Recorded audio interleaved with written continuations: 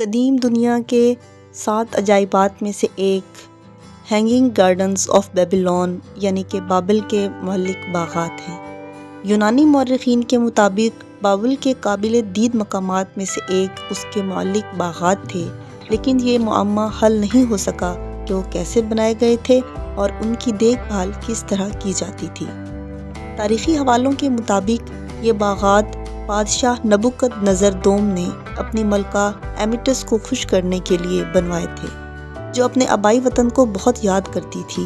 ایمیٹس میڈاس کے بادشاہ کی بیٹی تھی، جس کی شادی نبوکد نظر دوم سے ہوئی تھی۔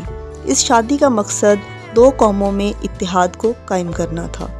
ملکہ جس جگہ سے تعلق رکھتی تھی وہ ایک سرسبز پہاڑی علاقہ تھا۔ میزوپوٹامیہ کی گرم اور بنجر زمین دیکھ کر ملکہ اداس ہو جاتی تھی۔ بادشاہ نے اس کی خاطر اس کے آبائی علاقے جیسا مصنوعی ماحول تیار کروایا، جس میں ایک مصنوعی پہاڑ کی چوٹی پر باغات لگائے گئے تھے۔ ہمیں نہیں پتا کہ آج کی جدید دنیا میں جس قدر سائنس نے ترقی کر لی ہے، ہو سکتا ہے کہ جس طرح سے آج کل چھتوں پر گھاس اگائی جاتی ہے اور چھوٹے چھوٹے گارڈنز بنائے جاتے ہیں، پرانے دور میں میزوپوٹامیہ میں ایسے ہی باغات بنائے گئے ہوں۔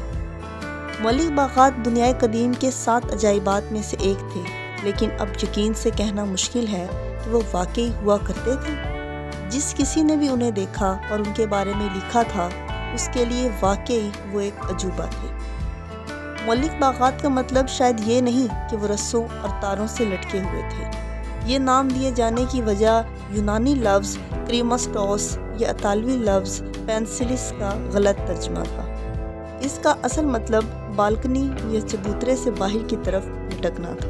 بابل کے قدیم شہر کی ایک حالیہ کھدائی کے نتیجے میں یہ بات سامنے آئی ہے کہ معلق باغات ہوا میں معلق نہیں بلکہ بلند و بالا چھتوں پر واقع تھے، جس سے ان کے ہوا میں لٹکے ہوئے ہونے کا دھوکہ ہوتا تھا۔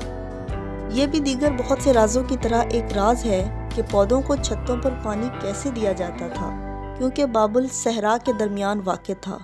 بابل میزوپوٹامیہ کا دارالحکومت تھا اور میزوپوٹامیہ آج کے عراق کا پرانا نام ہے۔ حالیہ برسوں میں جانے والی تحقیق سے اس بات پر کچھ روشنی پڑتی ہے کہ پانی پمپوں کے ایک نظام کے ذریعے اوپر پہنچایا جاتا تھا، یعنی پانی کی بالٹیوں کو چرخی پر باندھ کر استعمال کیا جاتا تھا۔ اگرچہ کوئی ایسا ثبوت ملا تو نہیں، لیکن جو کچھ ملا ہے وہ اسی نظریے کی توثیق کرتا ہے۔ ہمیں شاید یہ مان لینا چاہیے کہ معلق باغات واقعی موجود تھے، کیونکہ بہت سے افراد نے ان باغوں کو دیکھا اور پھر ان کے بارے میں تحریر کیا۔ ہمیں شاید یہ بھی مان لینا چاہیے کہ پودوں کو پانی فراہم کرنے کا نظام خود ساختہ اور بہت زبردست تھا، خاص طور پر یہ مد نظر رکھتے ہوئے کہ اس کا صحرائی موسم کیسا تھا۔ ہمیں پتہ ہے کہ صحرا کا موسم کیسا ہوتا ہے اور وہاں بارشیں بہت کم مقدار میں ہوتی ہیں۔ معلق باغات زمین کی سطح سے بہرحال بلند تھے اور درختوں کی جڑیں زمین میں نہیں بلکہ بلند و بالا چبوتروں میں تھیں۔ باغات کے تمام تر وزن کو سنگی ستونوں سے سہارا دیا گیا تھا، جس میں پانی کے دھارے بلند سطح سے ڈھلان دار راستوں میں بہتے تھے۔ یونانی جغرافیہ دان سٹاربو، جس نے 1 صدی عیسوی میں ان باغات کے بارے میں تفصیل سے بتایا، وہ لکھتا ہے: ایسے محراب دار چبوتروں پر مشتمل ہیں جو ایک دوسرے سے اوپر اٹھتے ہیں۔ یہ چوکور ستونوں پر قائم ہیں۔ چبوتروں میں واقع خالی جگہ مٹی سے بھر دی گئی ہے تاکہ بڑے بڑے درخت کاشت کیے جا سکیں۔ ستون، محرابیں اور چبوترے پکی اینٹوں اور تارکول سے بنائے گئے ہیں۔ سب سے بلند منزل تک رسائی ذریعہ زینہ ہے، جس کے ساتھ پانی کے انجن ہیں جن کی مدد سے خاص طور پر متعین عملہ دریائے فرات کا پانی باغ میں پہنچاتا ہے۔ بابل میں بارش شاذ و نادر ہی ہوتی تھی، کیونکہ وہ ایک صحرائی علاقہ تھا۔ اس لیے باغ سرسبز رکھنے کے لیے ضروری تھا کہ اسے دریائے فرات کے پانی سے سیراب کیا جائے۔ اس کا مطلب یہ تھا کہ پانی کو ہوا میں بلند کر کے اس طرح چھوڑا جائے کہ وہ مختلف چبوتروں سے گزرتا ہوا ہر سطح پر آگے درختوں کو سیراب کر سکے۔ باغات میں بلند سطح پر واقع تالاب میں دروازے تھے جو آبی نالیوں میں پانی چھوڑتے تھے اور مصنوعی ندیاں باغ کو سیراب کرتی تھیں۔ نیچے موجود پانی کھینچنے والے پہیے میں ایک بانس اور ایک دستہ لگا ہوا تھا۔ غلام دستہ گھما کر وہ ضروری قوت فراہم کرتے۔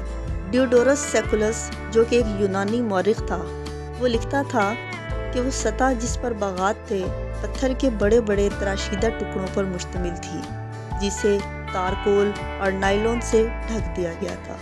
اس کے اوپر سیسے کی چادر بچھائی گئی تھی تاکہ وہ نمی جو مٹی میں جذب ہوتی ہے بنیادوں کو نقصان نہ پہنچا سکے۔ باغات کتنے بڑے تھے؟ ڈیوڈورس کا کہنا ہے کہ وہ 400 فٹ چوڑے اور 400 فٹ ہی لمبے تھے اور ان کی کل بلندی 80 فٹ سے بھی زیادہ تھی۔ دوسرے حوالوں میں کہا گیا ہے کہ باغوں کی بلندی شہر کی بیرونی دیواروں کے برابر تھی۔ ہیروڈوٹس کے مطابق ان دیواروں کی بلندی 320 فٹ تھی۔ کوئی سی بھی بات سچ ہو، حقیقت یہ ہے کہ باغات تو دیکھنے کے لائق تھے، لیکن کیا وہ اصل میں کبھی تھے؟ اب باغات کہیں پر بھی ہوں، ہم صرف یہ سوچ کر حیران ہو سکتے ہیں کہ کیا ملکہ ایمیٹس اس لاجواب تحفے سے خوش ہو گئی تھی یا پھر بھی وہ اپنے وطن کے سرسبز پہاڑوں کو ہی یاد کرتی رہی تھی۔ آپ کو میری یہ ویڈیو پسند آئی ہو تو اس کو لائک کریں، اس کو شیئر کریں اور میرے چینل کو سبسکرائب کریں۔